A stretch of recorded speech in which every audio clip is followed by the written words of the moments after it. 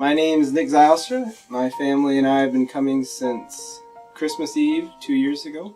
That first Christmas Eve we came, the children's choir had been practicing, and they called the kids up for the children's message, but they were going to have the children's choir sing first, and our kids just got up and walked up, and they stood up with the children's choir, and they didn't know the song at all, but they stood there and they pretended like they were involved.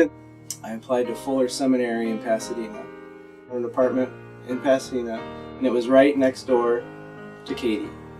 One wedding a week long. We got family in Michigan and Katie's family here, and parents on both sides. The first ceremony was in West Sacramento. The next day we traveled to Michigan. At one of them we did traditional vows. At the other one we wrote our own vows. I'm ordained in the Reformed Church in America. So I was associate pastor at City Life Church, and like to be a pastor with a family. Schedule is often nights, weekends, and holidays, which is the opposite of what your family is, and so we just did a lot of praying and thinking about it. And so I went and got my teaching credential.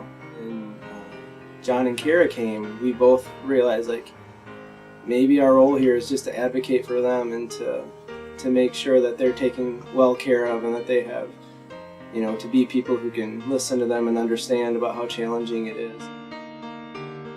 Now we've got an 8-year-old, a 6-year-old, and a 3-year-old. Yes, they loved that Holy Week camp and came to church that next Sunday, and they pointed out, the rocks by St. Francis and the fountain over there. We put those there, and they took a lot of pride in being able to do a lot of that. My favorite lesson from the Bible is Jesus' parable about the great banquet, where everything's planned and set up and it's perfect, and they send out for all the prestigious people, and they just shut it down, and eventually it's just opened to all the poor, all the sick, all the people who are just laying, and they welcome them to come.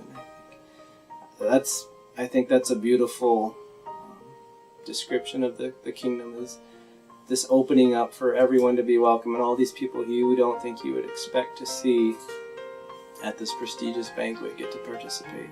I think St. John's really strives to do that. I think they're very intentional to seek out people that maybe